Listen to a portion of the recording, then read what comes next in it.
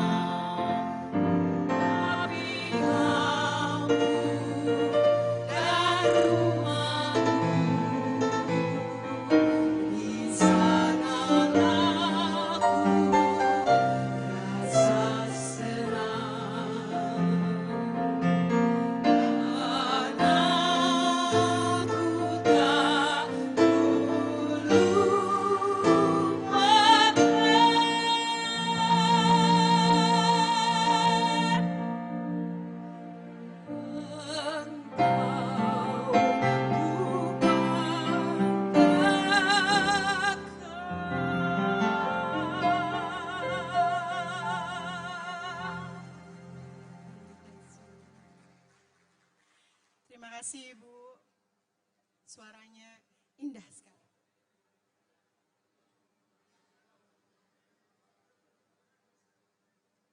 Sebelum melanjutkan ke acara selanjutnya, izinkan kami untuk membacakan susunan acara. Kiranya yang pertama akan ada filler video terkait dengan pengenalan terhadap tema atau mengantarkan tema tentang hidrooceanografi untuk akselerasi pembangunan maritim nasional. Kemudian nanti juga akan dilanjutkan dengan pembahasan. Kemudian nanti ada Q&A, pertanyaan, nanti diikuti dengan adanya door prize. Kemudian diikuti dengan penyerahan cindramata dan foto bersama. Mudah-mudahan hingga acaranya nanti selesai, hadirin dapat mengikuti. Terima kasih.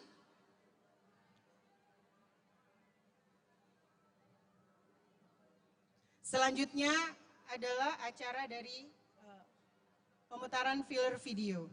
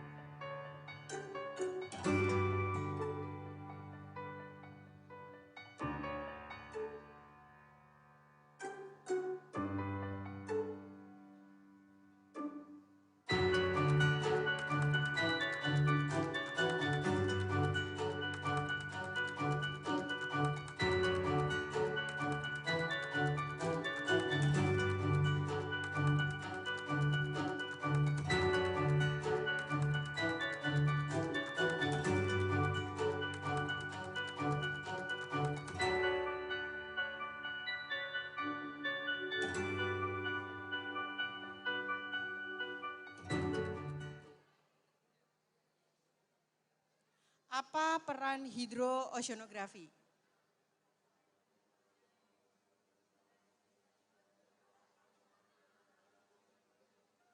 Pada acara kali ini, kami mohon izin untuk mengundang moderator Ibu Eva Jalesveva ke atas panggung.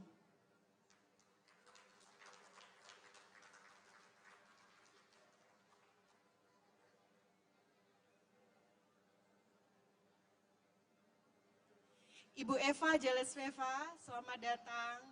Mohon izin mengenalkan.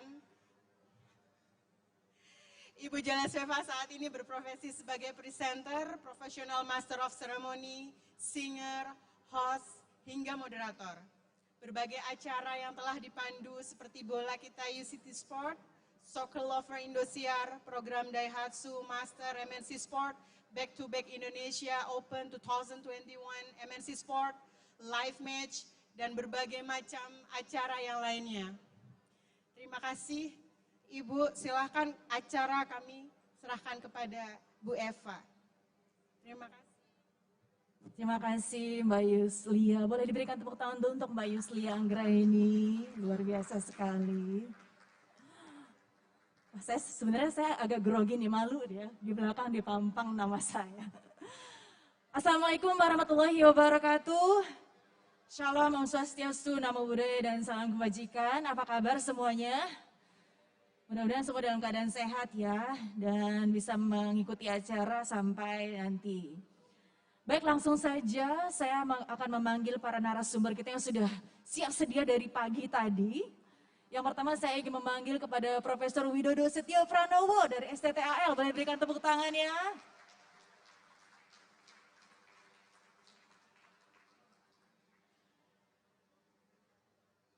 Silakan Prof untuk mengambil tempat saja. Di belakang sudah ada sedikit banyak profil tentang beliau ya. Tapi sepertinya semua di sini sudah tidak asing lagi ya dengan Profesor ya. Baik, langsung saja ke narasumber yang berikutnya yaitu Kolonel Laut Anom Puji Haskaryo dari Kasidisol Pusidosal. Boleh langsung naik ke atas panggung. Boleh diberikan sambutan lagi, tepuk tangannya. Silakan Pak mengambil tempat. Tidak hanya dua narasumber saja, kita punya narasumber ketiga yaitu Bapak Hengki Soeharto, Direktur PT Mahakarya Geosurvey. Pak Hengki boleh maju Pak. Ya, ini dia.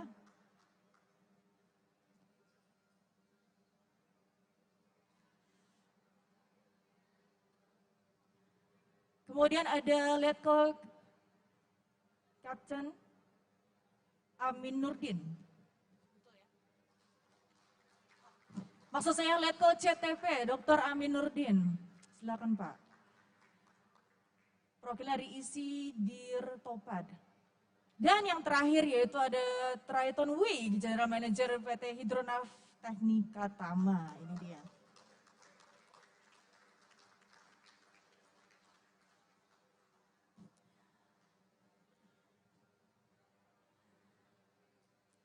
Baik, silakan duduk. Oh, berarti saya mengambil tempat di sana ya.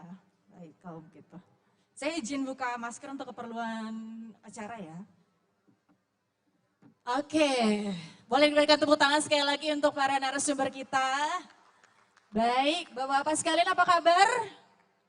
Boleh diambil mungkin mic-nya dan diminum juga, ini kita anggap aja lagi di rumah ya. Jadi santai aja acaranya supaya semuanya juga dapat mengikuti dengan santai saja dan bisa lebih menikmati rangkaian acaranya ya. Baiklah, kalau gitu kita langsung saja nih, hari ini kita akan membahas tentang, nah ini dia nih, hidrooceanografi untuk akselerasi pembangunan maritim nasional. Ngobrol-ngobrol tentang tema ya, di belakang kita sudah terpampang dengan jelas sekali. Sebetulnya apa sih yang dimaksud dengan pembangunan maritim nasional? Mungkin Prof boleh menjawab terlebih dahulu, Prof. Silakan kita mulai acara ini. Ya, terima kasih Mbak Eva, selamat siang semuanya. Assalamualaikum warahmatullahi wabarakatuh. Salam sejahtera buat kita semua. Iya, menarik ya temanya, terima kasih Mbak. Kalau kita berbicara maritim, maka pernah dengar nggak Indonesia itu sering disebut sebagai benua maritim Indonesia. Jadi kalau benua maritim Indonesia itu sebetulnya ya kayak Indonesia ini ada darat ya, daratnya berupa pulau-pulau gitu, ada lautnya, ada danaunya, ada sungainya yang semuanya itu saling berinteraksi. Jadi kalau misalnya namanya pembangunan maritim nasional berarti semuanya harus dibangun, mulai dari darat, mulai dari laut ya, kemudian segala aspek yang ada di Indonesia. Jadi kalau misalnya karena mengapa saling penting harus dikerjakan karena harus bersama-sama. Tetapi ini juga memiliki dampak, memiliki interaksi. Katakanlah misalnya kalau misalnya ada kerusakan hutan, hutannya itu adalah di daerah gambut, ya. Maka kalau misalnya gambutnya itu kemudian dia terbongkar mengeluarkan karbon dioksida, karbon dioksidanya ada yang terlepas ke angkasa atau ada juga yang tergelontor oleh air hujan masuk ke sungai, masuk ke laut. Nah, begitu yang sekarang bicara masuk ke laut, maka si karbon dioksida tadi akan membuat asam air laut. Nah, kalau air lautnya asam, maka dia akan menghambat pembentukan cangkang-cangkang dari hewan-hewan kerang gitu ya. Kerang, kemudian apa itu yang siput-siput, itu akan terhambat. Terus terumbu karang juga terhambat untuk tumbuh. Begitu terhambat untuk tumbuh, padahal terumbu karang ini tempat hidupnya ikan. Berarti kalau nggak ada terumbu karang, nggak ada ikan. Berarti ikannya hilang. Jadi dampaknya sampai ke situ. Sehingga kalau kita ingin melakukan pembangunan nasional, maka harus berkelanjutan. Kalau sering ya pada dengar pembangunan berkelanjutan. Kalau bahasa Inggrisnya sustainable development gitu. Jadi memang harus sama-sama. Karena saling berkaitan ya satu sama lainnya saling ya. berkaitan. Baik. Sama juga katakanlah tadi, kalau misalnya karbon tadi ada yang terlepas ke angkasa, terus kemudian membuat kayak gas efek rumah kaca, maka bisa membuat ada dua dampak. Dampak yang cepat sama dampak yang lambat. Dampak yang lambat, maka ada kenaikan permukaan air laut. Nah, nanti masuk ke bencana tuh. Atau katakanlah dampak yang cepat atau rapid onset, itu contohnya adalah perubahan cuaca secara ekstrim. Jadi misalnya meningkatnya ada siklon tropis, typhoon ya, sehingga atau curah hujan yang ekstrim, maka kalau hujan ekstrim turun lagi ke darat bisa bikin banjir dan lain sebagainya. Sehingga kalau ingin membangun berarti harus dikerjakan secara bijak ya, sehingga pembangunan itu bisa berjalan dengan baik, tapi juga bencana juga berkurang ditimbulkan. Kira-kira gitu Mbak. Kira-kira gitu. Dari karbon saja sudah efeknya lumayan jangka panjang untuk semuanya ya Pak Prof. Nah, berkaitan dengan tema kita nih untuk hari ini ada hidrooceanografi. Sebenarnya hidrooceanografi itu apa sih Prof untuk yang belum tahu nih? Boleh dijelaskan sedikit Bu? Ya, jadi kalau hidrooceanografi dari kata hidro. Hidro itu berarti air. Oceanografi, ocean itu laut. Grafi itu ilmu. Jadi ilmu yang digunakan untuk menggambarkan karakter dari dinamika air dan dinamika laut. Begitu bicara ocean memang laut, tetapi ada hidro, air. Air itu mulai dari air yang ada di hulu, sungai, danau, sampai kemudian turun ke laut itu namanya air. Nanti kalau misalnya sampai kepada ke pushidrosal misalnya itu nanti kan namanya waterways. Jadi waterways itu berarti semua media air yang bisa digunakan untuk lalu lintas gitu. Nah itu yang menarik. Jadi dengan hidrooceanografi, jadi dengan mempelajari hidrooceanografi maka kita bisa mengetahui karakter dari air, mengetahui karakter dari sungai, dari danau, dari laut, sehingga dengan kita mengetahui karakternya maka kita bisa memanfaatkan untuk kesejahteraan masyarakat Indonesia. Pengenalan karakter bukan cuma ke manusia ya Prof ya. Betul sekali. Mungkin ada tambahan lain dari yang lainnya? Tentang hidrooceanografi ini? Baik, terima kasih Mbak Eva yang sudah menjelaskan Ya, Pak Anam, panjang silakan. lebar terkait dengan pembangunan maritim dan hidrooseanografi. Kalau menurut saya bahwa suatu bangsa atau suatu negara ini terdiri dari manusia, kemudian dari fisiknya sendiri, ada daratan, ada lautan, kemudian ada aktivitas juga yang dilakukan oleh manusia yang berinteraksi dengan alam yang ada di dalam wilayah itu. Nah, sehingga dalam hal ini perlu adanya suatu pandangan untuk meningkatkan kemampuan dengan mengeksploitasi potensi-potensi yang ada yang dimiliki oleh suatu bangsa, baik itu dari sisi manusia atau SDM, kemudian dari sisi sarana-sarana fisik dan yang sifatnya alamiah maupun buatan, dan aktivitas yang saling mempengaruhi antara manusia dengan bentuk fisik dari wilayah itu. Nah, di sini karena negeri yang kita cintai ini dikelilingi oleh lautan, 3/4-nya adalah lautan, sehingga untuk mengeksploitasi potensi yang ada di bangsa ini, yang disebut kemudian pembangunan maritim. Jadi semua interaksi yang dilakukan oleh manusia dan alam, dan baik itu alamiah maupun buatan, itulah yang menjadi sorotan pemimpin bangsa ini untuk menjadikan bangsa ini lebih besar dan maju kalau menurut saya. Dan peranan hidroseanografi seperti tadi apa yang ditampilkan di video profil awal tadi itu, apa sih peran dari hidroseanografi? Ya, Kalau kita tidak memahami apa yang ada di sekitar kita, kalau kita tidak bisa melihat atau mengetahui apa potensi kita, itulah berarti arah kita ini menjadi tidak jelas. Sekarang apapun yang dilakukan oleh manusia semuanya sudah bergambar.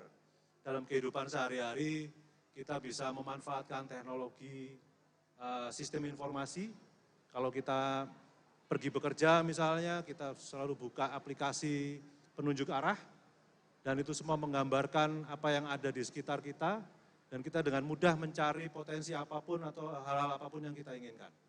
Hidrografi fokus pada kondisi perairan, baik hidronya maupun oseanografinya. Jadi tadi itu semuanya akan berkorelasi dengan interaksi manusia dan alam, di mana hidrografi itu akan memberikan informasi yang bisa digunakan untuk mengeksploitasi pemanfaatan tersebut. Kalau ya kira-kira seperti itu kalau menurut saya. Tadi Pak Anum sempat menyinggung tentang peran hidrooceanografi. Nah, kalau menurut Pak Anum sendiri sebetulnya peran hidrooceanografi ini terkait dengan pembangunan maritim nasional itu lebih ke bagian mana, Pak? Ya, jadi seperti yang tadi saya sampaikan bahwa adanya interaksi antara manusia yang menghuni suatu wilayah dengan kondisi alam di sekitarnya. Kalau di kita berarti kondisi alam yang dimaksud adalah laut maupun perairan, baik itu di sungai, danau, pantai, bahkan di laut yang dalam sekalipun, itu semua mengandung potensi yang sangat besar. Ini terbukti bahwa pembangunan kita tahun 2021, Menteri Bappenas juga sudah menyampaikan kita harus mengeksploitasi kemampuan bangsa ini dengan menyoroti blue economy. Jadi artinya semua yang berbau biru berarti mengandung unsur laut atau air, itu bisa kita manfaatkan untuk meningkatkan perekonomian dan pembangunan. Disinilah peran hidrooceanografi untuk memberikan gambaran kepada masyarakat, gitu, kepada para perencana negara ini, kemudian kepada para pemimpin, bahwa bangsa ini banyak sekali mengandung potensi yang sangat besar.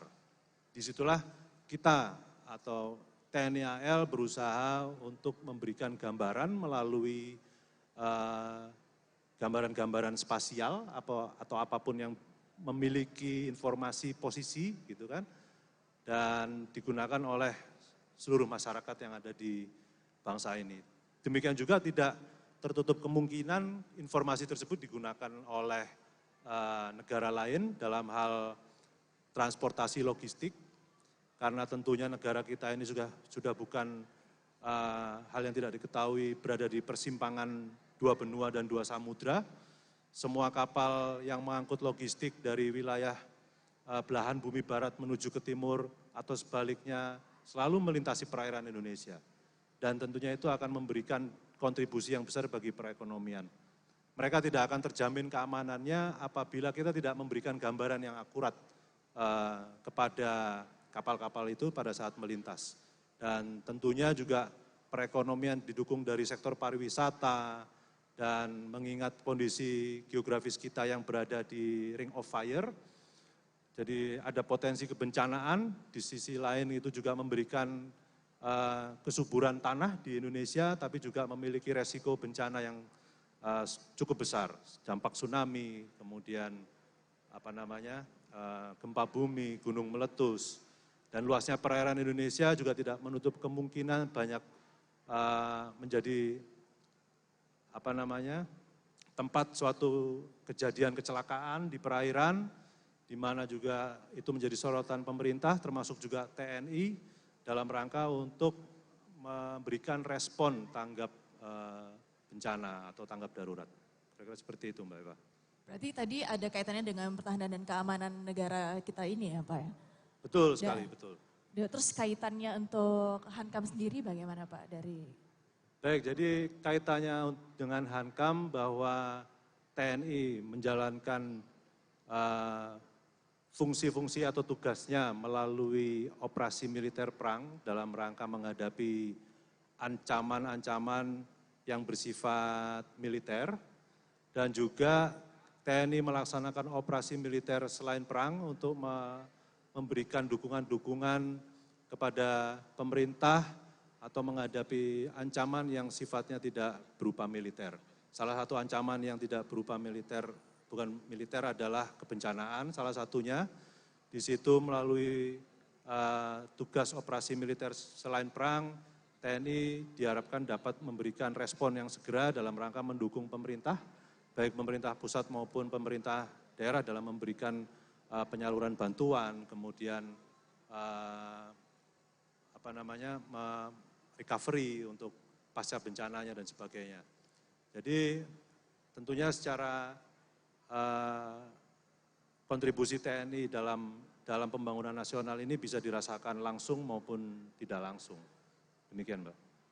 Baik, Mbak, saya bisa tambah ya? Silakan. Jadi sebenarnya kalau kita ngomong tentang bencana ya, karena saya asal Singapura. Jadi dari luar negeri, orang pikir itu Indonesia itu high risk. High risk karena kita di Ring of Fire, kita ada tsunami, dan itu kalau kita bisa perbaiki dengan risk mitigation sebelum terjadi, kita bisa kasih tahu ke masyarakat. Saya rasa para wisata di dunia makin percaya dengan Indonesia, dan itu balik ke kembangin ekonomi Indonesia juga. Jadi pertama, kalau kita ada teknologi yang kita bisa membantu kasih tahu sebelum bencana terjadi, di dalam hidrografi, oceanografi, gunung api, tsunami atau gempar, kita bisa menjadi di dalam 5 sampai 10 tahun bisa jadi world power sebagai Indonesia. Walaupun saya asli Singapura, saya lihat Indonesia itu saya 9 tahun di sini, sebenarnya gak se-risk kayak apa yang orang ngomong. Tidak seperti yang diomongin ya di luar bener. sana ya. So I think we need Indonesia itu harus market themselves, we need to improve the confidence of orang di luar negeri, karena Indonesia sebenarnya sangat indah. Saya sendiri suka naik gunung, orang-orang di sini jauh lebih bagus daripada di luar negeri. Kasih tepuk tangan dong. di Indonesia sebenarnya gak terlalu bahaya, tapi kita harus informasi dengan pemetaan, dengan pakai teknologi-teknologi ini untuk kembangin safety di Indonesia. Bendungan, gunung api, atau gunung di bawah laut, gunung api di bawah laut, seperti itu. Jadi saya rasa Indonesia itu bisa maju lebih jauh untuk para wisata juga, untuk ekonomi. Kalau di dalam alat survei juga, seperti itu Pak. Oke. Ada yang mau ditambahkan mungkin dari Pak Hengki? Sepertinya sudah siap-siap untuk memberikan statement, silakan Pak. Terima kasih. Assalamualaikum warahmatullahi wabarakatuh. Saya sepakat tadi dari Prof. Widodo, Pak Anom, Triton. Jadi intinya kalau saya sebagai anak bangsa, pertama kali saya mensyukuri bahwa Indonesia itu memiliki sedemikian rupa. Secara geospasial kita memiliki 2/3 wilayah laut ini yang kira-kira sekitar 3,5 juta kilometer persegi. Terhubung dengan garis pantai sekitar 95.000 kilometer. Ini suatu kekayaan geospasial yang luar biasa. Karena kita tahu bahwa darat dan laut sebetulnya awalnya itu sama. Jadi kalau kita punya spasial yang sangat tinggi ini, otomatis potensi yang bisa dikembangkan secara ekonomi itu besar. Nah, permasalahan sekarang apakah kita sudah bisa memanfaatkan sedemikian rupa kekayaan alam kita ini? Belum maksimal.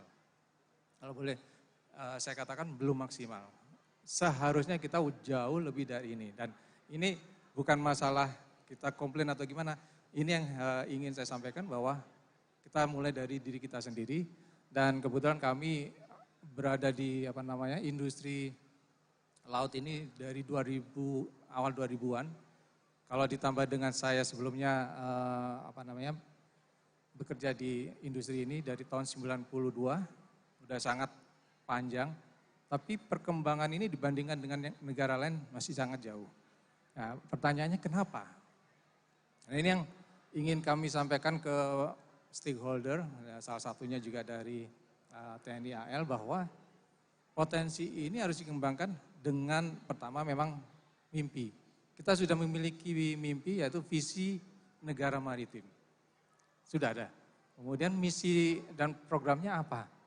Nah ini yang kalau saya pribadi mengamati, belum sampai kepada pembuatan roadmap secara jangka panjang. Artinya bahwa ujung-ujungnya untuk memanfaatkan laut kita ini mau tidak mau harus memindahkan katakan komunitas orang itu untuk ngurusin laut. Ngurusin laut mulai dari menata. Nah pada saat kita mau menata, mau dijadikan apa-apa seterusnya, tidak akan bisa dilakukan kalau tidak memiliki tata ruang yang betul, yang benar. Untuk mendapatkan tata ruang yang benar, mau dijadikan apa-apa seterusnya, kunci utamanya adalah mengetahui potensinya. Mengetahui potensinya dengan cara apa? Melakukan survei pemetaan itu, which is hidrografi, oceanografi ini. Nah ini yang harus dikampanyekan secara luas bahwa manfaat hidrografi, oceanografi ini multipurpose, sangat amat multipurpose. Mulai dari tadi fungsi laut secara pemanfaatan sumber daya energi di situ. Sumber daya energi sangat besar. Yang kedua adalah food estate. Ini secara pemanfaatan. Secara penguasaannya industri maritim, industri telekomunikasi ada di situ.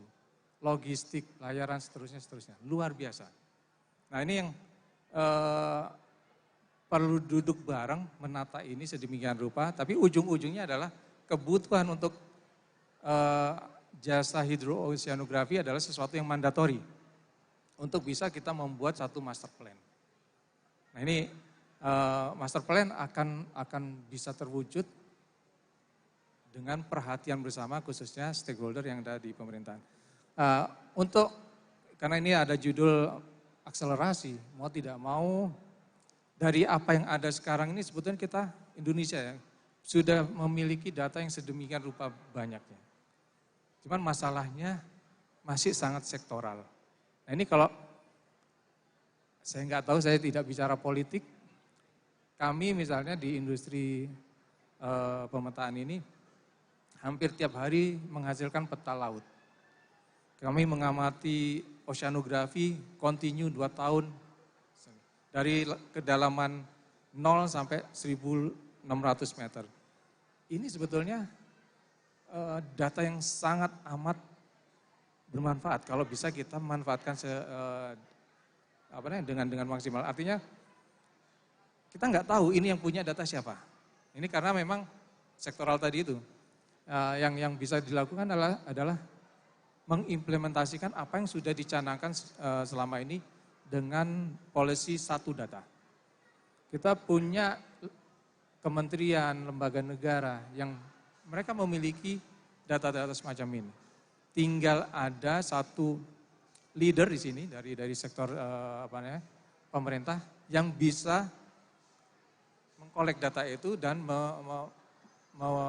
memproses sedemikian rupa menjadi database nasional kelautan. Dengan begitu kita sudah paling tidak memiliki potensi yang bisa kita tingkatkan, yang kurang tinggal ditambahin. Jadi tidak buang-buang waktu dan biaya dengan memulai segala sesuatunya dari baru. Tapi kita sudah ada. Dan kuncinya itu kalau sudah ada petanya, tahu informasinya, tahu potensinya, bikin master plan, jalan. Demikian Pak. Nah kalau tadi kan sepertinya kurang maksimal ya pembangunan untuk maritim ya. Dan pembangunan maritim itu kan menyangkut wilayah laut dan juga darat. Kalau mungkin Dari saya Pak. Pak Amin yang dari tadi diam-diam saja, kalem-kalem aja mungkin bisa menjelaskan Pak, kita harusnya pembangunan maritimnya lebih diperkuatnya untuk akselerasinya seperti apa Pak? Ke arah yang mana dulu? Baik, terima kasih moderator. Terima kasih bisa tampil di forum yang sangat istimewa ini. Saya deg-degannya dari 3 hari yang lalu Mbak ini suruh ngomong masalah maritim ini. Kami bagi yang biasa bergerak di survei dan pemetaan di wilayah darat, memahami konsep akselerasi pembangunan maritim dengan data hidrografi dan oceanografi begini. Kita ini sudah menjadi negara, mempunyai jati diri negara maritim. Dengan konsepnya apapun itu, benua maritim dan sebagainya, ini adalah sudah menjadi kenyataan kita. Kita tidak bisa menghindari itu. Artinya bahwa kita sebetulnya, wilayah kita ini lebih banyak airnya daripada daratnya. Ini yang perlu kita pahami bersama. Nah kemudian, untuk sebuah sustainable development tadi yang disampaikan oleh Prof. Widodo, artinya bahwa sumber daya yang ada di negara kita ini mampu menjamin kehidupan berikutnya, generasi-generasi berikutnya. Sehingga ada kesinambungan antara kebijakan sekarang sampai dengan kebijakan berikutnya. Lalu bagaimana data hidrooceanografi ini mempercepat pembangunan? Kalau kita bicara pembangunan, nanti adalah ada konsep. Yang konsep itu nanti dituangkan di dalam visi misi atau dituangkan dalam aksi nyata, bentuknya bisa, kalau di tempat kita ada bisa namanya RPJM, yang itu ada salah satunya adalah pembangunan maritim. Nah ketika pembangunan ini akan dilaksanakan, tentunya membutuhkan sebuah data sebagai dasar pengambilan kebijakan maupun keperluan praktis. Nah inilah menurut kami bagaimana harus diakselerasi adalah adanya sebuah big data hidrooceanografi ini yang tersedia di Indonesia. Nah ketika sudah ada data big data hidrooceanografi ini yang lengkap, kemudian bagaimana data ini betul-betul dijadikan sebagai dasar pengambilan kebijakan pembangunan maritim. Ketika tersedia data tetapi tidak digunakan, tentunya kebijakan yang diambil juga tidak akan tepat. Nah, agar tersedia data ini, data big data yang ketentuan yang misalnya kita ngambil di PP tentang informasi geospasial misalnya, syarat data itu adalah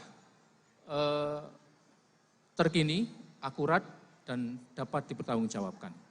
Nah, bagaimana akselerasinya, bagaimana mencapainya? Yang pertama, pelaksananya harus expert. Pelaksananya harus expert. Misalnya di Pushidrosal sudah expert, saya yakin itu kan. Nah, itu bisa menghasilkan sebuah data yang cepat, tepat, akurat, dan dapat dipertanggungjawabkan. Kemudian pelaksana yang expert ini harus punya integritas. Dan yang terakhir perlunya kerjasama. Kenapa perlu kerjasama? Agar sumber daya yang ada di kita, sumber daya yang ada di negara ini menjadi efektif dan efisien dalam rangka misalnya survei dan pemetaan laut. Mengapa? Karena laut ini begitu luasnya. Kalau wilayah darat, dalam kondisi tertentu kita sudah bisa menyatakan hampir semuanya terpetakan. Tetapi bagaimana dengan wilayah laut kita? Apakah peta-peta kita sudah memadai? Apakah peta-peta kita sudah menghasilkan sebuah informasi misalnya, di mana sih letak-letak sumber daya alam yang ada di laut-laut kita? Barangkali mungkin ini belum tereksplor dengan baik. Negara luar, barangkali misalnya mohon maaf Singapura, mungkin lihat laut kita ini ngiler gitu ya. Ngiler nggak bisa tidur, gimana saya bisa memetakan di wilayah Indonesia. Dan ini terbukti ya, bagaimana nanti ke depan dalam aturan kita juga ketika kita masuk ke masyarakat ekonomi ASEAN, ada sebuah pasar bebas yang itu tidak hanya ekonomi tetapi juga surveyor. Survei pemetaan ini nanti ahli-ahlinya akan masuk sama, kita juga bisa di luar, demikian juga surveyor-surveyor dari luar juga akan bisa memetakan wilayah kita.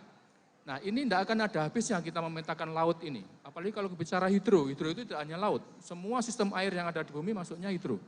Sehingga tidak bisa lepas ketika kita membangun percepatan maritim, juga jangan melupakan darat, kan seperti itu. Karena ini ada wilayah-wilayah yang itu perlu kolaborasi. Misalnya wilayah pesisir, laut juga enggak, darat juga enggak, nah ini juga campuran. Sehingga menurut kami, pemahaman kami, akselerasinya itu, mari kita sediakan big data, pastikan big data itu dijadikan sebagai dasar pembuatan kebijakan dan berkelanjutan. Nah, sehingga kita punya big data tentang sumber daya alam dan sebagainya. Nah, kita bisa membuat kebijakan yang tepat. Tidak hanya membuat kebijakan dalam kebetulan praktis misalnya perlunya penegasan batas maritim. Ini penting karena ini harus mempunyai kejelasan untuk yurisdiksi dan pengelolaan sumber daya alam. Ketika itu tidak ada sumber daya alam, nah, batas itu tidak menjadi menarik, tetapi ketika itu ada sumber daya alam misalnya di wilayah Ambalat, nah, itu menjadi baru batas itu menarik. Nah, sehingga kami sekali lagi akselerasinya bagaimana? Mari kita petakan laut ini secepat mungkin, terdata dengan baik, pastikan itu digunakan. Demikian Mbak. Nah itu terkait, boleh diberikan tepuk tangan dulu. Terkait survei ini ya Pak. Bagaimana peran hidrooceanografi dalam survei tersebut dan bagaimana teknisnya sendiri itu bagaimana? Mungkin Prof boleh menjelaskan lebih lagi? Ya, jadi saya sambung lagi tadi. Intinya adalah hidrooceanografi tadi adalah suatu ilmu untuk mengetahui karakter dari air, laut, pesisir. Begitu kita bisa mengetahui karakternya, maka kita bisa merencanakan membangun sebuah teknologi, membangun sebuah metode untuk mengelola itu, untuk mengambil sumber daya alamnya. Contohnya, kalau misalnya mau eksplorasi minyak bumi di bawah dasar laut, maka harus survei. Kita harus mengetahui di bawah dasar laut itu ada apa, maka harus disurvei. Kemudian ketika sudah ketemu lokasinya mau dibor, maka kita harus mengetahui karakter dari gelombangnya. Karena dengan kita mengetahui karakter dari gelombangnya, kita bisa tahu bahwa gelombangnya itu kapan dia akan ekstrim, tingginya seberapa, maka kita bisa membangun platform yang stabil, yang bisa digunakan untuk tempat para engineer untuk melakukan pengeboran. Nah, jadi survei itu sangat penting, data itu sangat penting. Contoh lagi, kalau mau bangun pelabuhan, ya, teman-teman dari Disubtu juga ada. Kalau mau bangun pelabuhan, maka kita harus tahu karakternya dari kemiringan pantai, dari tinggi gelombang, dari pasang surutnya. Kira-kira periode gelombang ekstrim itu dalam 2 tahun, 5 tahun, 50 sampai 100 tahun tingginya seberapa. Jadi kalau sudah tahu itu, ketika membangun dermaganya nggak takut roboh atau nggak takut tenggelam karena air laut. Nah Itu contoh, jadi memang survei itu sangat penting. Satu lagi terkait politik. Jadi begini, Indonesia saat ini sedang mencoba menambahkan landas kontinen. Landas kontinen itu adalah klaim dari dasar laut yang ke arah laut lepas yang melebihi dari ZEE, dari zona ekonomi eksklusif. Dengan impian bahwa nanti generasi muda Indonesia yang sudah melek teknologi bisa menciptakan peralatan yang bisa mengeksplorasi sumber daya yang ada di dasar laut itu gitu. Contohnya paling gampang, saya pernah survei dengan tim Jerman di barat Sumatera gitu ya. Di dasar laut udah melebihi dari ZEE di sana itu banyak sekali nodul yang berserakan di dasar laut. Jadi nodul itu suatu mineral laut yang bisa digunakan, saya nggak tahu, logam sepertinya. Itu sebetulnya tinggal diserok saja.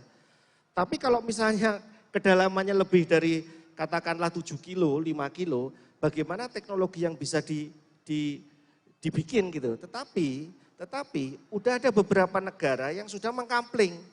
Misalnya negara Cina sudah mengkampling. Jadi mereka sudah mencoba untuk mengambil itu gitu. Jadi sekarang tinggal kita bagaimana dengan ilmu hidroseanografi kita bisa mendapatkan data. Dengan data maka kita bisa menguasai teknologi. Kuncinya di situ. Kira-kira apalagi kalau misalnya tadi berhubungan dengan bencana gitu ya. Dengan kemudian katakanlah kita sudah mengetahui karakter dari pasang surut, karakter dari gelombang katakanlah di selatan Jawa yang mungkin beberapa kali ada storm surge atau badai datang karena pasangnya tinggi, maka sebetulnya bisa dibikinkan early warning gitu, sistem peringatan dini gitu ya, ROP dan lain sebagainya. Jadi di sini hidrooceanografi itu memang bukan hanya untuk angkatan laut. Angkatan laut penting karena hankam. Kalau kita sudah mengetahui karakter dari pesisir, karakter dari laut sebagai medan pertempuran, kita sudah menguasai medan pertempuran, maka paling tidak kita sudah bisa melakukan strategi dan taktik untuk melakukan perang. Gitu ya Mas Anom ya, dikoreksi silakan. Matur nuwun Pak Dodo yang sudah mengarahkan ke sana. Terus saya juga pengen nyorotin apa yang disampaikan Pak Hengki tadi. Sebenarnya Indonesia sudah memiliki visi misi ke arah sana, mungkin tadi yang disampaikan Pak Amin. Kalau kita melihat visi misi Indonesia Emas 2045, itu ada 4 pilar yang kalau di breakdown dari masing-masing pilar itu mulai dari pertumbuhan ekonomi, kemudian pembangunan wilayah, infrastruktur, penguatan pertahanan keamanan, bahkan sektor wisata, pariwisata sendiri. Dan kami pun yakin bahwa visi misi Indonesia Emas 2045 tidak hanya berupa fisik gitu arahnya, tapi juga ke SDM, khususnya juga mengarah ke ilmu pengetahuan dan teknologi. Yang kembali lagi diarahkan ke bidang maritim gitu. Tapi kalau kita bicara maritim tidak melulu masalah laut, tapi juga daratnya karena ada interaksi antara laut dan darat, itu yang menjadikan istilah maritim itu. Sementara laut sendiri itu sudah menjadi global common gitu ya. Jadi ibaratnya antara satu negara ke negara lain itu semuanya dihubungkan dengan laut, seamless, tidak ada batas. Yang menentukan batas itu adalah masing-masing entitas negara yang digambarkan secara maya sebenarnya, digambarkan di peta. Tapi kalau dilihat di lautnya sendiri nggak ada patok. Jadi maya semuanya itu. Nah menariknya, kalau kita bekerja di laut, mungkin Pak Hengki lebih paham karena beliaunya bergerak di bidang industri. Laut itu investasinya mahal, betul nggak Pak? Contohnya saya quote, kemarin saya mengikuti rapat, saya quote, ada yang menyampaikan kapal itu diem, itu bayar. Apalagi berjalan, bayar lagi. Jadi kapal diem aja bayar. Gitu. Itu mungkin Pak Hengki lebih paham Pak ya, benar Pak ya? Nah itu, jadi. Boleh dibantah loh Pak kalau misalkan nggak benar Pak. Iya Bu. Pak Hengki. Jadi, sebentar saya teruskan sebentar. Jadi investasinya sangat mahal kemudian di sisi lain saya yakin bahwa perhitungan cost benefit ratio dari investasi yang dilakukan baik dari sektor industri yang bergerak di bidang migas, bidang pariwisata dan pembangunan infrastruktur di pesisir gitu Pak ya, pasti sudah dilakukan. Dan selain itu, bekerja di laut juga tidak mudah. Tantangannya satu, cuaca. Jadi kalau kita biasa bermain di gelombang yang tenang, begitu sekali dihadapkan dengan gelombang yang besar, kita akan pasti pusing.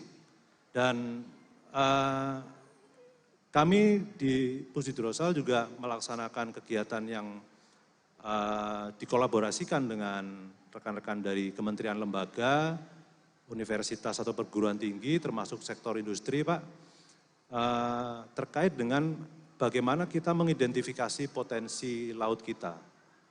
Kalau menurut hemat kami pribadi bahwa di Indonesia ini seperti laboratorium laut yang besar. Mungkin kalau dari segi riset yang namanya laboratorium mungkin Prof. Dodo yang lebih paham. Banyak sekali peneliti asing juga di Indonesia sendiri yang tertarik untuk melakukan penelitian, mengembangkan ilmunya, menggali potensi yang ada di laut, namun kembali terkendala pada investasi dan biaya yang sangat besar dan tidak bisa sepanjang tahun dilaksanakan. Ada musim-musim tertentu. Namun, apakah kita harus menghindari musim yang tidak baik tersebut? Tidak, itu justru malah bagi teman-temannya Prof. Dodo di bidang oceanografi, yang namanya gelombang yang tinggi itu justru yang dicari. Jadi kalau kita melihat nasional geografi, ya kurang lebih seperti itu gambarannya. Terkait juga dengan mungkin bidangnya Pak Amin di sektor topografi. Jadi saya quote kembali, saya pernah ditanya apa yang menyebabkan Anda ingin mengintegrasikan data topografi dengan data batimetri. Jadi saya pernah ditanya seperti itu, saya jawab, saya pernah ditanya juga oleh BNPB, gitu, apakah ada data batimetri resolusi tinggi di sepanjang pesisir. Panjang garis pantai kita, kalau kita bicara pesisir, menurut data rujukan nasional, ya, itu panjangnya 108.000 kilometer. 108.000 kilometer. Artinya kalau BNPB menanyakan itu, dan kemudian kita melihat kita berada di ring of fire, berarti mulai dari 0 kilometer sampai 108.000 itu berpotensi bencana. Dan mereka menanyakan adakah resolusi tinggi untuk batimetri. Dan mereka menunjukkan pemodelan tsunami pada saat beliaunya saat itu bersekolah di Jepang, pada saat itu membutuhkan resolusi tinggi baik sampai ke arah daratnya gitu, untuk menghitung potensi bencana, kerugian yang ditimbulkan secara rupiah dia bisa dihitung dan sebagainya, atau resiko jiwa yang akan terdampak gitu. Nah ini menarik, jadi artinya itu yang menjadi jawaban saya pada saat itu, kemudian beliaunya menanggapi. Data yang Anda sampaikan itu tidak hanya digunakan untuk kebencanaan, tapi bisa juga digunakan pada aspek pertahanan bagi pasukan khusus, bagi pasukan pendarat amfibi, kemudian bagi satuan tempur di bidang peranjauan, di bidang peperangan bawah air. Jadi beliaunya sendiri memberikan jawaban seperti itu. Dari dalam hal ini memang betul adanya investasi yang sangat mahal yang pada sektor kelautan ini sebenarnya output yang diharapkan adalah data. Tapi untuk menghasilkan data itu challenge-nya sangat tinggi gitu. Dan tentunya bagaimana kita mengkolaborasikan untuk mempercepat pembangunan ini, tentunya adalah bagaimana kita mengakselerasi pengumpulan data. Apakah itu dari kerjasama atau kolaborasi antara berbagai pihak, mulai dari lembaga pemerintah, TNI, sektor industri, perguruan tinggi, dan juga bagaimana kita berhasil untuk memanfaatkan teknologi yang ada. Jadi selain faktor alam dan budget, di sisi lain penguasaan teknologi. Jadi sekarang sudah eranya artificial intelligence dengan teknologi yang serba autonomous gitu kan. Dari Direktorat Topografi juga sudah memiliki drone topografi, di Pusidrosal juga sudah memiliki drone bawah air dan permukaan untuk melakukan pengumpulan data. Ke depan ada lagi yang namanya digital twin yang berbasis artificial intelligence untuk membuat cloning, mungkin gitu ya Pak ya. Membuat cloning dari suatu data yang time series yang bisa dipelajari sehingga tidak perlu lagi manusia yang melakukan analisa tapi sudah mesin yang melakukan analisa. Ini tentunya dengan luas laut 6.400.000 km persegi ditambah aspek darat, tentunya ini menjadi suatu tantangan yang sangat besar. Dan menurut saya pribadi kuncinya hanya satu, kolaborasi dan penguasaan teknologi. Mungkin itu dari kami Pak. Terkait pengumpulan data berarti kita membutuhkan alat ya Pak. Sepertinya itu merupakan suatu hal yang krusial sekali. Nah, untuk alat sendiri yang sering dipakai untuk hidrooceanografi itu sendiri apa aja Pak? Alatnya ya? Iya alatnya. Alatnya kita memiliki basicnya adalah akustik gitu. Jadi itu untuk melakukan pemindaian dasar laut, permukaan dasar laut sehingga kita bisa mendapatkan bentukan seperti peta topografi kelihatan gunung, kelihatan lembah dan sebagainya. Kemudian kita juga menggunakan sensor yang bisa mengumpulkan data dari permukaan air sampai dengan bawah air. Itu domainnya Prof. Dodo bersama kawan-kawan di bidang oceanografi. Pak Hengki juga kurang lebih sama ya Pak Hengki ya. Kemudian kami juga melakukan pengukuran topografi, tapi terbatas. Rekan-rekan di Direktorat Topografi mungkin mereka lebih intens di sana. Tapi tadi interaksi antara laut dan darat itu tidak bisa diputus di tengah, itu seamless. Jadi kalau spektrum informasi itu kami bergerak dari laut yang paling dalam sampai 20 km ke arah darat. Mulai dari atmosfer di udara sampai dengan kedalaman yang paling dalam. Itu domain operasi dari matra laut. Sehingga kita tidak bisa memutus di tengah dan itu semuanya harus seamless atau tidak ada rintangan gitu. Dan bagaimana kita mengakselerasi itu, salah satu contohnya adalah berkolaborasi, pemanfaatan teknologi. Jadi untuk mengakuisisi data perairan di sepanjang 108.000 km itu, kalau kita melakukan pengukuran menggunakan teknologi akustik, menggunakan echo sounder, kalau kita menggunakan spasi 10 meter gitu ya, per data kita bikin kayak pagar gitu, itu kurang lebih bisa memakan waktu sekitar, saya bawa kerpeannya nih. Boleh kok Pak. Boleh, dan boleh. luar biasa, tidak kurang dikurangi lebih nilainya. 190 tahun. 190 Oke. tahun. Dan salah satu yang bisa mempercepat itu, salah satunya yang sekarang sedang tren adalah satelit.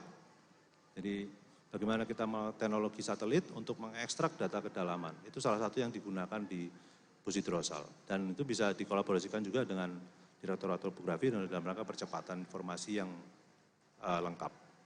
Itu untuk darat dan laut ya berarti ya peralatannya ya. Nah untuk mungkin ini lebih ke Mas Triton ya.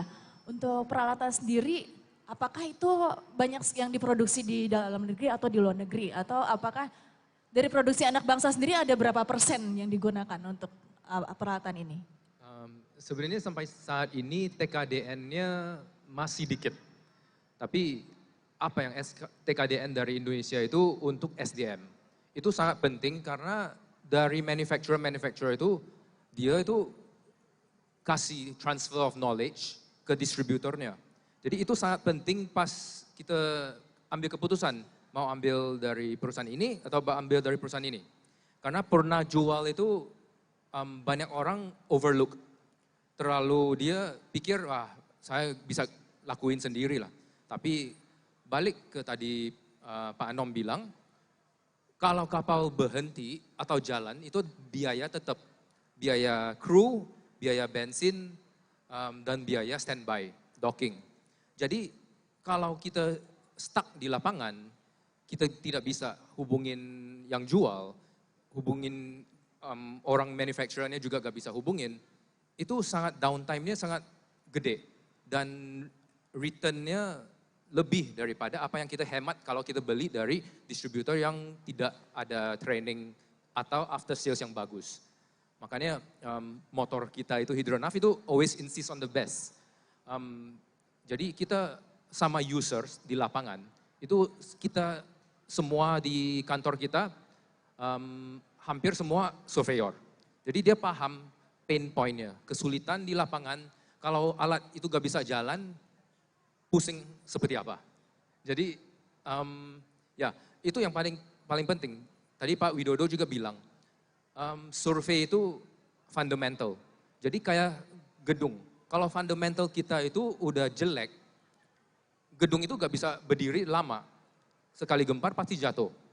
Makanya kita harus pilih yang bisa kasih after sales-nya, kolaborasi, kita bisa ajar.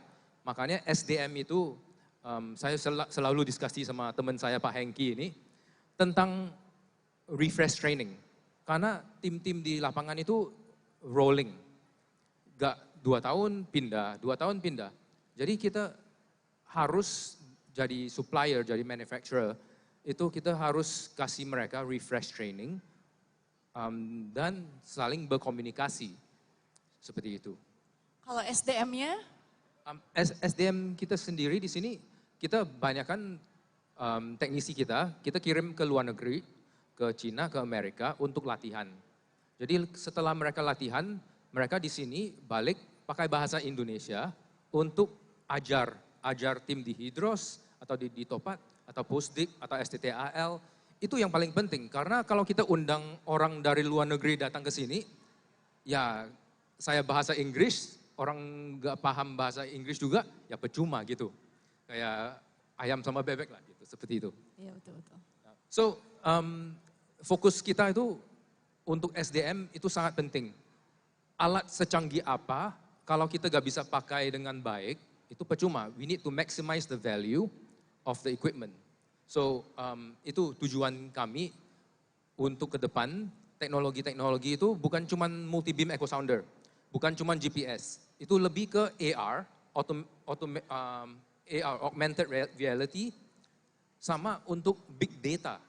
Kita ada banyak data, tapi kita gak gunain, itu jadi rubbish. Jadi ya kita cuma ada datanya aja, kita gimana mau gunain.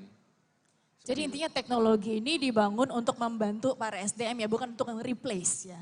Ya, benar. Jadi, kita ngomong yang paling simple, HP. Kita HP sekarang bukan mengganti landline. Pasti perusahaan-perusahaan semua itu masih pakai plus 21. Gak ada perusahaan HP, perusahaan kasih nomor HP. Jadi seperti itu, kita bisa lihat teknologi itu kayak email, bukan mengganti postage. So, teknologi ini, misalnya kita ada satu multi-beam sama USV, yang Unmanned Surface Vehicle. Bukan arti kita nggak butuh manusia untuk operate lagi. Kita masih butuh, seperti itu. Jadi, untuk saat ini, kita masih perlu SDM yang canggih, yang pinter, sama yang udah di well trained, untuk maximize alat, gimana alat ini bisa membantu untuk dapat big data. Setelah itu pakai otaknya manusia juga sementara sebelum AI dibangun, analisis ini gimana kita bisa bikin untuk evakuasi atau gimana ini data kita mau bangun pelabuhan seperti itu. Dari Pak Hengki mungkin Pak ada yang mau ditambahkan? Terima kasih Mbak. Jadi kalau bicara Human Resources Indonesia ini, sebetulnya kita punya talent-talent yang sangat canggih, sangat tangguh. Ini terbukti kami dari awal 2000-an itu yang mereplace orang-orang yang biasa melakukan di industri pemetaan laut itu hampir semuanya dari luar. Saya pernah punya pengalaman satu kapal kerja di Masela, itu saya hanya satu-satunya orang Indonesia padahal itu kerja di Indonesia. Nah disitulah waktu itu saya bermimpi untuk membangun bisnis survei sendiri dengan talenta Indonesia. Dan alhamdulillah kita tuh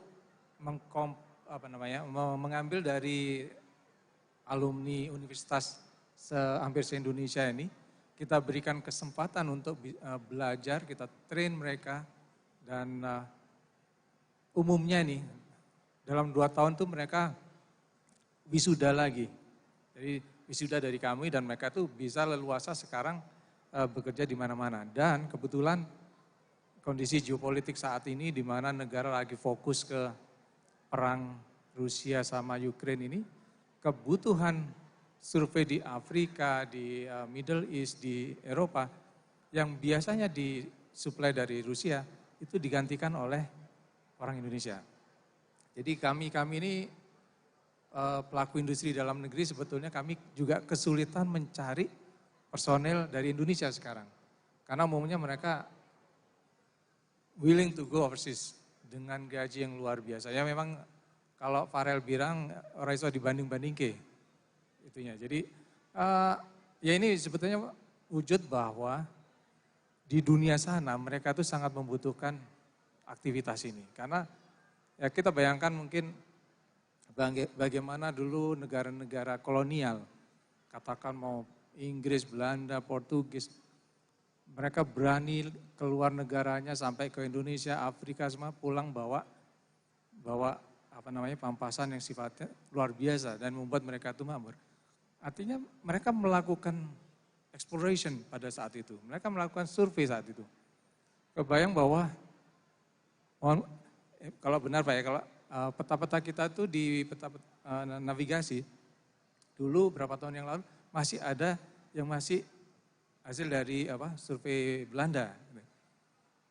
Terus jadi human resources sebetulnya siap, tinggal dikurasi lebih mapan lagi, dibikin roadmap-nya untuk membangun dalam negerinya. Jangan sampai talent-talent yang sudah kita didik ini memilih jalan untuk membangun bangsa lain.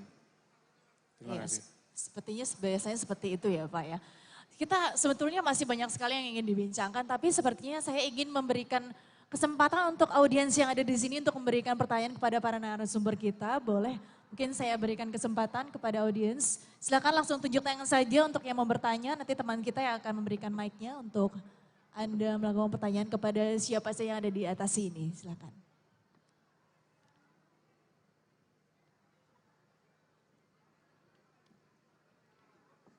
Ya, silakan Mas. Boleh diberitahu nama, dari mana, dan pertanyaan ditujukan ke siapa? Silakan Mas. Terima kasih. Perkenalkan nama saya Arvino. Saya perwakilan dari Mahakarya Geosurvey. Mungkin akan memberikan pertanyaan kepada bapak-bapak semua yang ada di depan. Jadi tadi sudah disampaikan bahwa akselerasi pembangunan maritim itu sangat penting di Indonesia. Salah satunya adalah kita akan membangun dari segi teknologi dan juga dari kebudayaan masyarakat. Dalam pembangunan maritim perlu adanya kebudayaan maritim yang dibangun di masyarakat. Salah satunya adalah gagasan, ide, pengetahuan, nilai, norma, dan juga pedoman perilaku ekonomi maupun bisnis yang terjalin di masyarakat. Saya ingin bertanya kepada bapak-bapak, mungkin langkah apa yang bisa kita bangun dan kita bisa munculkan dari masyarakat untuk aware terhadap kebudayaan maritim yang ada di Indonesia. Mungkin sekian pertanyaannya, terima kasih. Wassalamualaikum. Baik, terima kasih. Silakan mungkin langsung dijawab saja. Ya, mungkin dari saya dulu ya, saya coba. Terima kasih Mas Arvino ya. Ya, jadi kalau kita bicara budaya maritim sebetulnya tanpa disadari kita semua yang hidup di Indonesia itu juga sudah menganut kebudayaan maritim gitu. Sekarang tinggal terkait dengan pembangunan nasional untuk mempercepat tadi ya. Kita bisa berhitung sekarang, katakanlah kita mau mencapai Indonesia Emas 2045. berarti kurang berapa tahun lagi nih? 23 tahun lagi. 23 tahun lagi kalau kita bisa mulai menanamkan, mendidik, katakanlah anak-anak kita yang mulai sekarang ini umur 7 tahun, maka di 2045 berapa umurnya? 30 tahun, berarti usia produktif. Gitu kan? Berarti betul kata Mas Hengki, jadi sudah harus disiapkan roadmap nih. Mumpung sekarang adalah Indonesia 4.0. 4.0 itu apa?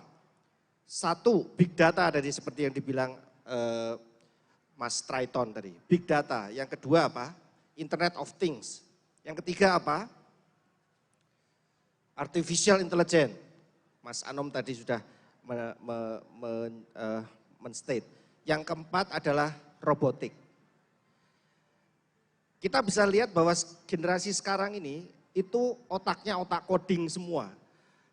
Kalau misalnya yang tadi umur 7 tahun, 6 tahun, 8 tahun sudah bisa mulai sekarang belajar coding. Sudah bisa membuat algoritma bagaimana kemudian membangun artificial intelligence, membangun algoritma untuk mengolah big data tadi. 2045 gitu ya. Kalau memang semuanya oke, sudah ada roadmap-nya, semoga harapannya semua sumber daya alam di Indonesia sudah bisa kita kuasai, kita manfaatkan dengan baik. Untuk itu tentunya bukan PR-nya Pushidro saja, bukan PR-nya TNI AL saja, ini PR-nya seluruh yang ada di Indonesia. Kira-kira seperti itu, kurang lebihnya mohon maaf. Mas. Boleh Pak. Silakan. Ya, terima kasih. Itu buat saya pertanyaan yang sangat menarik. Jadi untuk membangun dan mengembangkan industri maritim ini memang harus dimulai dengan merubah budaya, culture misalnya. Saat ini mungkin orang jokes gitu, katakan berantem sama orangnya nggak bener, pergi aja lu ke laut. Jadi seolah-olah laut itu buangan. Dan ini bagaimana menjadikan laut itu sesuatu yang menarik. Karena tadi Pak Anom juga bilang berbisnis di industri kelautan ini luar biasa high capitalnya. Beli barang secuil begini udah ratusan juta bahkan miliar, belum lagi geser dari satu tempat ke tempat lain bayar. Semuanya tuh money. Jadi dengan merubah culture ini berharap bahwa orang seneng ke laut, begitu seneng ke laut butuh apa yang bisa dilakukan di laut. Jadi kalau misalnya kita mau mempercepat pemetaan misalnya, tapi orang nggak minat ke sana karena budayanya nggak ke sana, itu juga nggak kepake. Nah ini yang contoh tadi di banyak negara Eropa itu mereka menjadikan laut benar-benar bukan halaman belakang, halaman depan yang sangat mahal. Kalau kita kan banyak tempat buangan itu ke laut semuanya. Dan ini bukti bahwa perlunya kita merubah culture, memvalue laut itu sebagai sesuatu yang sangat potensial, dan orang akan rame-rame ke sana, kebutuhan akan banyak, dan disitulah aktivitas-aktivitas mulai dari pemetaan, penataan ruang, dan industri berjalan. Terima kasih. Dari Pak Amin mungkin Pak? Baik, saya sepakat dengan Prof. Widodo bahwa kita perlu merubah mindset ya. Ada sebuah data di data kami di Ikatan Surveyor Indonesia dan mungkin juga di asosiasi profesi yang lain. Surveyor bukan surveyor kredit Pak ya, jadi surveyor yang melaksanakan kegiatan dalam rangka menyediakan informasi geospasial. Nah, di Ikatan Surveyor Indonesia ini kurang lebih sampai sekarang ada 6.500 surveyor yang bergerak di dalam berbagai bidang, ada terrestris, GIS, kemudian hidrografi dan sebagainya. Nah, dari perbandingan data di kami, misalnya dari sertifikasi, ternyata memang surveyor hidrografi ini jumlahnya masih sedikit. Fenomenanya apa? Maritim ini, laut ini seolah-olah belum menarik. Ini tidak hanya menjadi di bidang profesi, tetapi juga di mindset anak-anak. Sebagai contoh sederhana, saya pernah menanya anak saya sendiri, Dek, kamu kalau mau jadi tentara, angkatan laut apa angkatan darat? Angkatan darat Pak lah, kenapa enggak angkatan laut? Kalau Angkatan Laut main bolanya di mana? Kapalnya kecil. Nah ini sederhana tetapi secara esensial mewakili bahwa di mindset anak-anak, di generasi kita, di bawah kita, ini belum terbentuk apa sih jati diri maritim, budaya maritim itu seperti apa. Mau di mana? Tadi kalau Prof. Widodo roadmap-nya harus ada roadmap, berarti sekarang belum ada roadmap-nya Prof ya. Artinya kita apa? Bahwa maritim sendiri belum menjadi sebuah hal yang menarik. Baik itu sebagai pengambil kebijakan, pelaksana kegiatan, sampai dengan anak-anak. Nah ini perlu sebuah konsep, kalau kita nanti 23 tahun lagi katanya Indonesia Emas 2045, kalau tidak dimulai dari sekarang, ya itu nanti akan lewat lagi target itu. Ya kan? Nah seperti apa? Sekarang misalnya, mohon maaf ini, rekan-rekan yang di Pusdirsal, konsep berbudaya maritim ini seperti apa sih? Pernahkah kita melakukan sosialisasi bagaimana itu menarik? Contoh sederhana ketika anak saya menjawab seperti itu, artinya bahwa apa? Mindset dia tentang maritim ini hanya, saya tidak bisa main bola. Mandinya aja susah nanti, mandinya di mana Pak? Air laut mandinya asin. Nah akhirnya kita belikan buku-buku ikan-ikan di bawah laut, kehidupan di bawah laut. Itulah membangun, dan membangun ini adalah sebuah proses, kita tidak bisa serta-merta, tidak bisa ini, butuh waktu. Tanggung jawab siapa? Benar, Prof. Rosito. Bukan hanya tanggung jawab Bruistos, tidak. Bukan hanya Angkatan Laut, tidak. Ini tanggung jawab kita bersama. Kalau memang kita sudah sepakat, ya, kalau kita memang sudah sepakat dan mengaku bahwa Indonesia ini, jati diri negara maritim, semua sudah sepakat, tentu kita punya tanggung jawab moral agar maritim ini menjadi menarik. Sekarang juga sama misalnya nih, profesi-profesi atau penyedia alat, survei. Sekarang kita lihat profesi survei misalnya, kadastral dengan hidrografi. Menarik mana? PTSL lebih banyak kok, di darat lebih banyak. Nah ini bagaimana kita membangun sebuah mindset, dan harus dimulai sekarang, agar itu menjadi sebuah menarik. Ketika itu maritim itu sudah menarik, laut itu sudah menarik, sebesar apapun biayanya, namanya sudah seneng, pasti dibayari. Tapi kalau murah pun kalau enggak seneng, ngapain sih? Ya kan, misalnya kita seneng, mau beli sesuatu yang itu menarik, berapapun itu gimana caranya, kalau sudah hobi, pasti akan kita keluarkan biayanya. Tidak ada biaya, ya dicari, kan begitu. Nah ini menurut kami memang harus kita rubah mindsetnya. Nah kita rumuskan mindsetnya Prof, karena saya rasa menurut kami belum ada yang jelas ini mau dibawa kemana sih, yang dimaksud kebijakan maritim, pembangunan maritim ini seperti apa. Nah harus dimulai sekarang, demikian sama saja. Pak Ano mungkin Pak, ada yang mau ditambahkan Pak? Baik, enaknya yang ketiga kalau berbicara itu tinggal menyimpulkan aja. Ini talkshow kan ya, jadi nggak apa-apa sedikit guyon ya. Jadi budaya maritim untuk generasi muda, kalau menurut saya, know who we are, do what you love what you do. Jadi kalau kita tahu siapa kita, mungkin karena kita negara maritim, kita mulai mencoba ngajak anak-anak kita atau teman-teman yang masih muda gitu kan, untuk bermain ke laut, cari yang asik di laut, diving, snorkeling, ke pantai, selfie, masukin Instagram misalnya seperti itu menjadi daya tarik bagi generasi muda sekarang untuk mendekati ke arah laut. Kemudian kalau memang itu yang disukain, laksanakan. Kalau sudah menganjak ke sisi profesional, masuk ke Angkatan Laut, masuk ke Pusdirsal. Baru kenal budaya maritim. Tepuk tangan. Intinya, semua yang berbau spasial, tadi disampaikan oleh Prof. Dodo, bahwa bermain di spasial ini sangat menarik. Gadgetnya full spektrum, mulai dari yang bermain hanya di komputer saja, mulai bermain yang robotik, kemudian signal analisis, hampir semuanya berbau tentang algoritma. Satelit berbau algoritma. Jadi kalau memang anak zaman sekarang hobinya bermain gadget, kita arahkan dengan gadget-gadget yang berbau-bau maritim dan high-tech, dan bisa menghasilkan sesuatu untuk negeri ini. Mungkin itu dari saya. Baik, terima kasih. Sudah cukup jelas ya, Mas? Boleh ke penanya berikutnya? Silakan. Ya, silakan, Mas. Terima kasih. Sebelumnya perkenalkan nama kami Mayor Laut Teknik Nugi Widiasmoro. Kami dari mahasiswa S2 Prodi Hidrosonografi STAL. Terima kasih.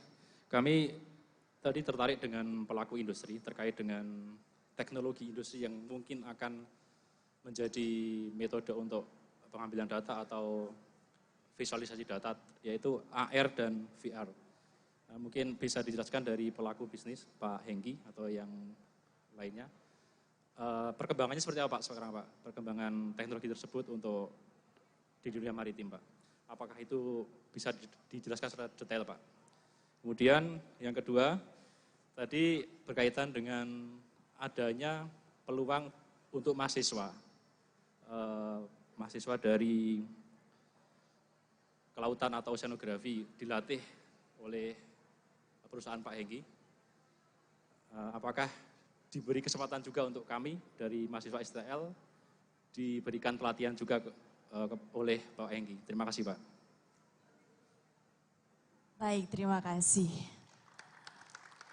Bisa langsung dijawab saja, silakan.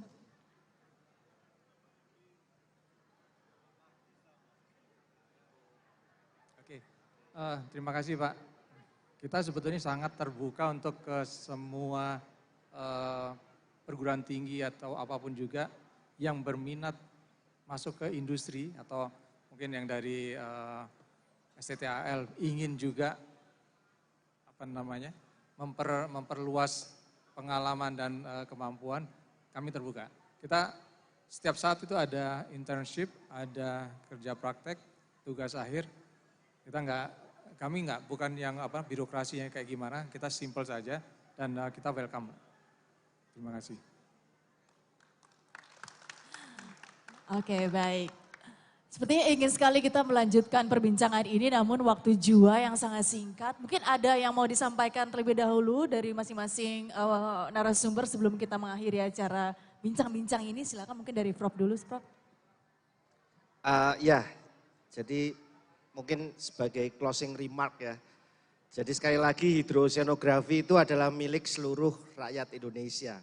Jadi kalau memang kita sudah bisa menanamkan tadi budaya maritim, kemudian kecintaan akan laut, kecintaan akan ngulik, coding dan lain sebagainya yang nantinya anak-anak kita itu 23 tahun lagi itu akan menjadi pemain utama bagaimana dalam mengelola laut ini secara berkelanjutan tentunya untuk masyarakat Indonesia, tentunya untuk menuju Indonesia emas.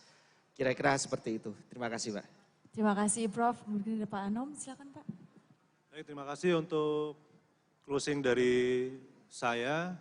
Intinya untuk menjawab tema dari talkshow kali ini dalam rangka membangun pembangunan maritim ini kita harus fokus kepada software, hardware, dalam sisi ipteknya, tapi juga brainware atau dari segi SDM. Dan tentunya setelah semua itu tercapai, mengingat luas laut yang sangat luas ini di Indonesia, dan termasuk data spasial ini tidak terbatas hanya di laut, bahkan sampai ke darat dan ke puncak gunung gitu. Jadi yang penting adalah bagaimana kita mengakselerasi adalah melakukan kolaborasi, kerjasama, dan mengintegrasikan data. Kira-kira itu dari saya. Selanjutnya Pak Hengki, silakan Pak. Oke, dari saya closing butuh adanya mindset tadi menjadi laut ini jadi bagian budaya kita satu, kemudian berharap dengan budaya yang semakin masif beredar di masyarakat ini ada kebutuhan untuk memanfaatkan laut, baik itu dari sisi masyarakat luas maupun industri, demikian juga pemerintah. Dan kami sebagai pelaku industri yang membiayai sendiri untuk investasi ini berharap nantinya dengan demand ini dan juga perlindungan dari pemerintah, keberlangsungan dari industri ini semakin panjang, unlimited, dan disitulah akan banyak multiplier bisnis yang bisa kita create. Dan ujung-ujungnya lagi berharap ini menjadi kontribusi terhadap pembangunan nasional, mengenerate ekonomi nasional dan ujung-ujungnya untuk kesejahteraan masyarakat. Baik, lanjutnya Pak. Pak Amin silakan. Kalau dari saya saat ini sebetulnya dari sisi SDM kemudian dari peralatan saya rasa kita sudah mampu untuk memetakan itu walaupun ada keterbatasan-keterbatasan. Yang perlu kita akselerasi adalah will kita, keinginan kita. Jadi kalau saya penutupnya sederhana aja, mari kita petakan laut kita sebelum negara lain yang memetakan, itu aja Pak. Silakan yang terakhir dari Triton, Pak Triton silakan Pak. Saya yang terakhir, saya mau sampaikan ke semua orang yang nonton YouTube atau di sini yang masih anak kecil, survei itu keren. Jadi jangan lihat survei itu atau hidrografi, oceanografi atau darat atau foto darat itu keren karena gadget. Kita bisa gunain gadget untuk manfaat untuk masyarakat, untuk kasih tahu ke semua orang Medan kita seperti apa, Indonesia seindah apa. Itu sangat keren. Jadi untuk survei-survei di sini kita job itu sangat tinggi, sangat bagus. Jadi kita bisa tahu ada skill teknologi, itu sangat keren. Jangan pikir itu surveyor itu kerjaan jelek, harus ke lapangan. Kita itu sangat muda, kapan lagi kita bisa ke tambang, sawit, pulau-pulau yang kalau kita ikut hidros, pulau yang tidak dicapai sama wisata, kita yang duluan. Jadi survei itu mudah-mudahan kita di sini bisa sampaikan ke semua cucu kita, anak kita. Itu survei, dunia survei itu keren sama bermain sama gadget updated di dunia seperti itu. Baik, boleh diberikan tepuk tangan yang beri untuk para narasumber kita. Ada Prof. Widodo, ada Kolonel Laut P. Anom Puji Haskaryo dan Pak Hengki Soeharto, Letkol CTP Dr. Aminuddin. Pak Triton Wi, boleh berikan tepuk tangan sekali lagi hadirin sekalian. Semoga perbincangan kita hari ini dapat memberikan insight baru untuk semuanya yang menonton ya. Baik, saya kembalikan kepada MC kita kalau gitu. Mbak silakan.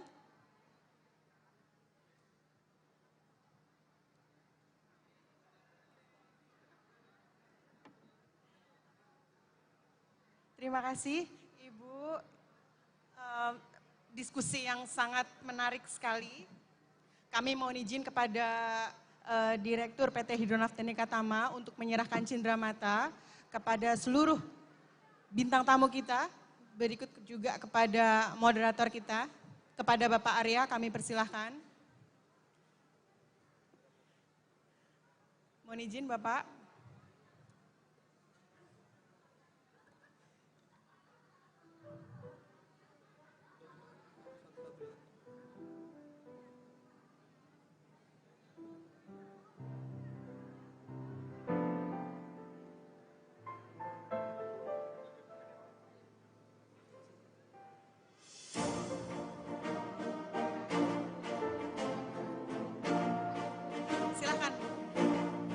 Kami ucapkan terima kasih kepada Profesor Widodo Setyonugroho.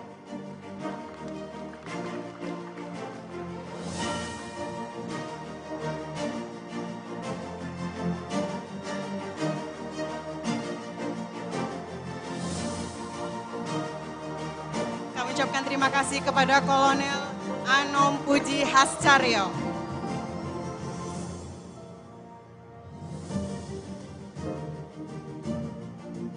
Terima kasih kami sampaikan kepada Letkol Aminuddin STMT.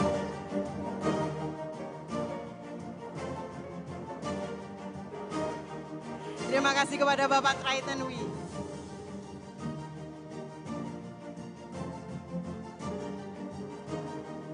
Dan tentu saja kepada Bapak Hengki Soeharto selaku Direktur PT Mahakarya Geosurvey. Beri aplaus yang meriah. Dan tentu saja kepada Ibu Eva Jales Veva selaku moderator hari ini yang sangat luar biasa.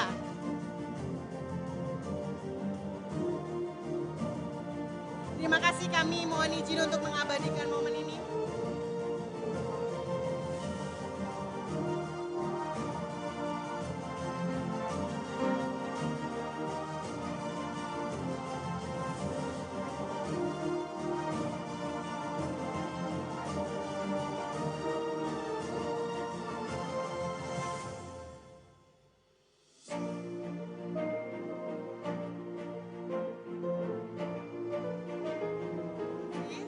Terima kasih kami ucapkan.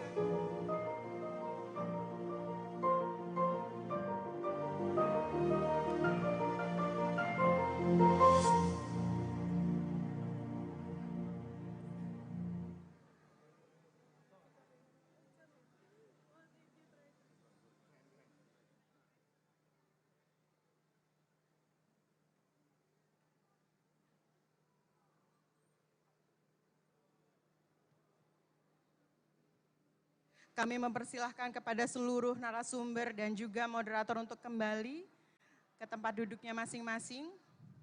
Kami ucapkan terima kasih atas insight dan masukan dari Bapak Ibu. Untuk acara selanjutnya, kami mohon izin menyapa tamu yang sudah hadir pada acara talk show hari ini. Kepada Bapak Kaprodi, S2 Hidrooceanografi STAL Letkol Johar Setiadi. Terima kasih Bapak atas kehadirannya.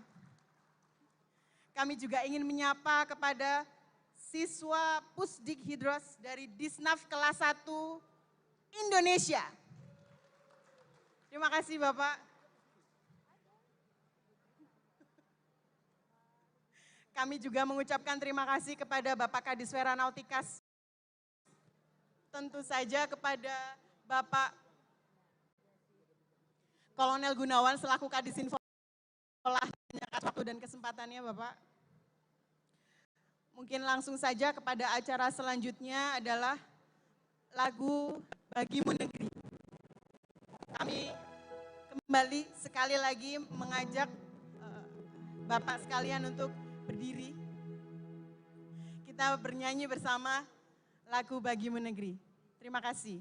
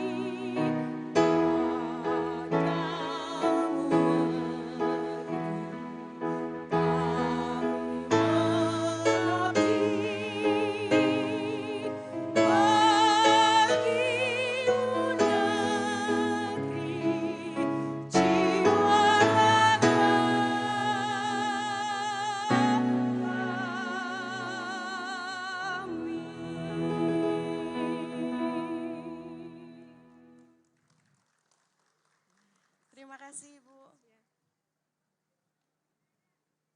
Alhamdulillah rangkaian acara telah kita lalui bersama. Terima kasih kepada seluruh hadirin yang telah hadir di acara talk show kami di Balai Samudra pada siang hari ini.